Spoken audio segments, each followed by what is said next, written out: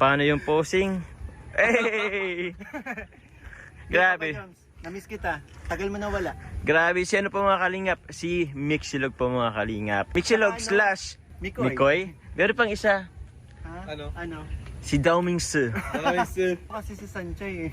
Oo nga eh. Actually, kaya ako sumama kay Papa Jones kasi kakilala ko yung beneficiary niya. Dati ko siyang ka-work. Kaya kukumustahin ko lang din. So yun po mga kalingap, nabanggit po ni Michael po na dati niya pong katrabaho si Crystal. Dito ko lang din naman nalaman na kakilala niya po pala si Crystal. Nung napanood ko yung vlog mo, sabi ko, si Crystal na to. Ay, si Crystal, kahit nung nasa Smart pa kami nag-work, talaga mabait na, mabait na tao na. Tsaka tinutulungan ako sa kapag nag-a-assist din yun kapag, para mapalis yung trabaho ko. Ganun. Okay. Pero ikaw yung senior ni Crystal? Kasi, empleyado ako ng Smart, tapos naghanap kami, yung nauso yung yung kailangan mo magpa-SIM registration. Okay. So naging si Crystal doon. Kumbaga nakatayo siya lagi sa labas, ina-assist niya yung mga nagpapa-SIM registration. Parang gano'n, parang ambassador, gano'n. So yun, thank you Michael sa pagsama.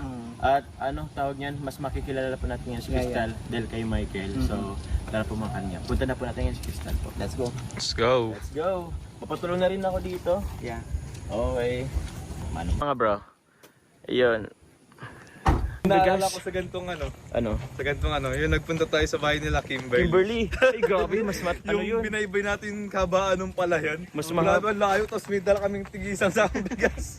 Mas mahaba yun. Oo, mas layo mahaba yun. yun bro. Namimiss niyo. Alin? Namimiss yung mga gano'n. Oo, ang sayo din naman. Tsaka kasama namin si Boss D. Si Boss D ang cameraman. Kasi Boss D Rice. Uy, Boss D Rice Trading pala ito mga Ay, oo, kalingap. Boss D. Wow. Oo. Salamat po, Boss D Rice Trading. Opo. Dito na po yung nila Crystal. Tao po.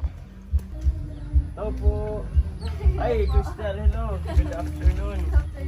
May kasama ako ngayon. Hindi ako nag-iisa. May pamilyar ba sa'yo? Wait lang.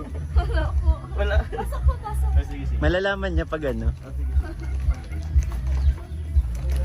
So bro. Sige bro, mauna ka na. Mas mabigat yung dala mo eh. Crystal, okay lang. Pasok na namin yung namin mga sapatos. Oo. Sige po, okay lang po. Kasi Sandali lang po.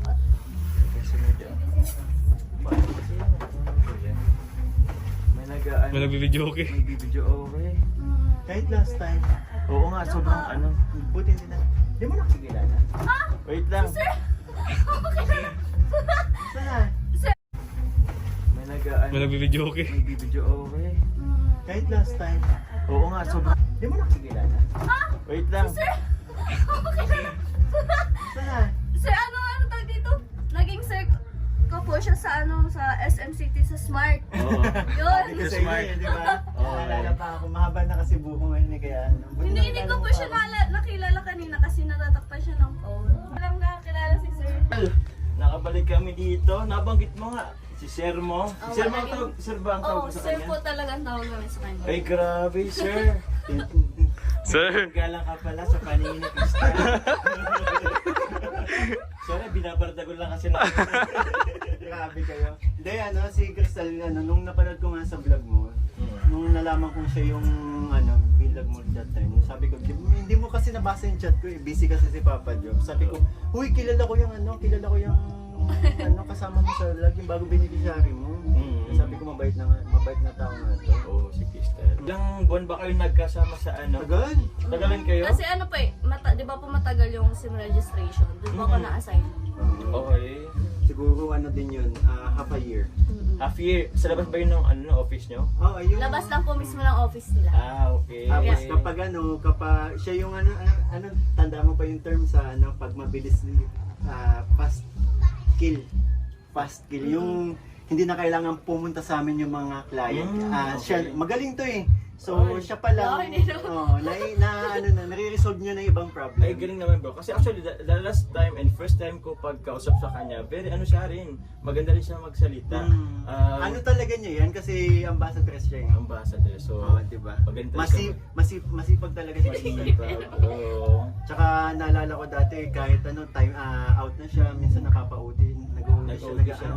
Masipag. Ganyan siya kasipag. Kaya tumatak sa isip ko si Crystal.